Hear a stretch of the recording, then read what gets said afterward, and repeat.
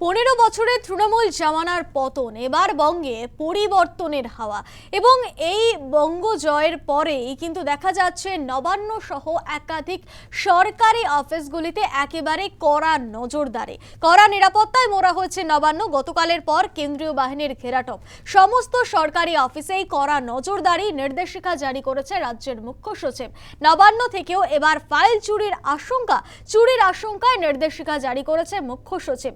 নবান্ন থেকে বার করা যাবে না কোনো নথি, কোনো ফাইল বা নথি বার করা যাবে না, পরিচয়পত্র ছাড়া নবান্নে প্রবেশ করা যাবে না, যেন কেউ ফাইল পোড়াতেও না পারে নজর রাখার নির্দেশ দিয়েছেন রাজ্যের মুখ্য সচিব।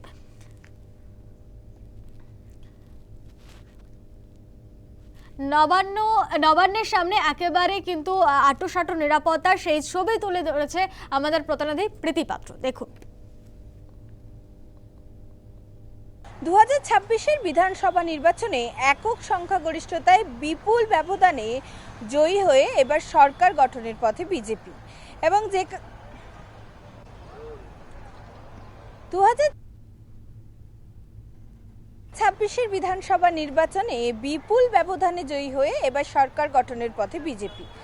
এর আগে তৃণমূল সরকারের প্রশাসনিক ভবন ছিল নবান্ন, তবে ইতিমধ্যেই বিজেপি সূত্রে যেটা জানা যাচ্ছে, তাদের প্রশাসনিক ভবন নবান্নে করা হবে না, রাইটার্সে করবেন তারা। সেই রাইটার্স বিল্ডিংয়ের নাম পরিবর্তন করা হবে এবং সেখানে বিজেপির সমস্ত কাজ চলবে, এমনটাই কিন্তু ইতিমধ্যেই সূত্র অনুসারে জানা যাচ্ছে। তবে বিজেপির বিপুল ভোটে জয়ের পরেই দেখা যাচ্ছে একেবারে নবান্নের যে চিত্র, সেই চিত্র কিন্তু একেবারে বদলে গিয়েছে। নবান্নের সামনে অন্যান্য দিন যে নিরাপত্তা থাকে তার থেকে কিন্তু নিরাপত্তা বাড়ানো হয়েছে।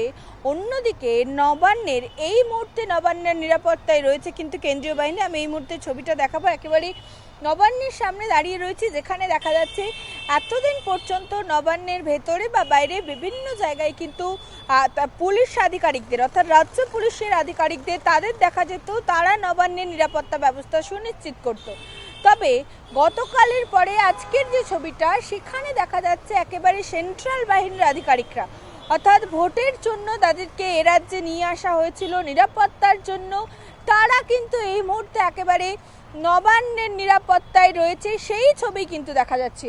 অন্যদিকে একেবারে মুখ্য সচিবের পক্ষ থেকে কিন্তু ইতিমধ্যেই কড়া নির্দেশ দেওয়া হয়েছে যে নবান্নের কোনো দপ্তর থেকে যদি কোনো ফাইল চুরি যায় বা যদি কোনো ফাইল মিসিং হয়, সেক্ষেত্রে সেই দপ্তরের দায়িত্বে যিনি থাকছেন তার ওপর কিন্তু গোটা দায়িত্ব দেওয়া হবে, তাকেই কিন্তু দোষী করা হবে।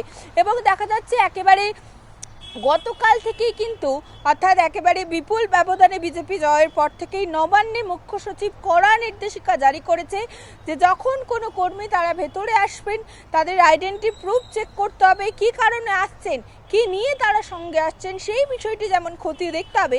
তার পাশাপাশি যখন কর্মীরা তারা বাড়ি ফিরে যাচ্ছেন বা বাইরে যাচ্ছেন, তখন যাতে কোনো রকম ফাইল তারা বাইরে নিয়ে যেতে না পারেন, অর্থাৎ কোনো কিছু তাদের সঙ্গে নিয়ে যেতে না পারেন, সেই গোটা বিষয়টি খতিয়ে দেখা হবে এবং তারপরেই কিন্তু কর্মীদের বাইরে যেতে দেওয়া হবে। এবং এই মাঝে যদি কোনো ফাইল মিসিং হয়, সেক্ষেত্রে ওই দপ্তরের দায়িত্বে যিনি রয়েছেন তাকে কিন্তু গোটা বিষয়ের তাকে দোষী করা হবে বা তাকে সমস্ত দায়িত্ব নিতে হবে, এমনটাই কিন্তু মুখ্য সচিবের পক্ষ থেকে জানানো হচ্ছে।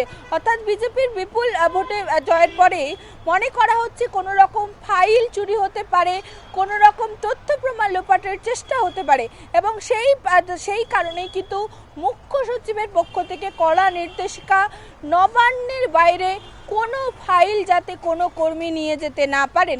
এবং অন্যদিকে একদিকে নবান্নের নিরাপত্তা যেমন বাড়ানো হয়েছে, এবং এই মুহূর্তে রাজ্য পুলিশের সঙ্গে সঙ্গে কিন্তু নবান্নের নিরাপত্তায় রয়েছেন কেন্দ্রীয় বাহিনী। তবে এই তাপসের সঙ্গে রিপোর্ট, নিউজ টাইম বাংলা।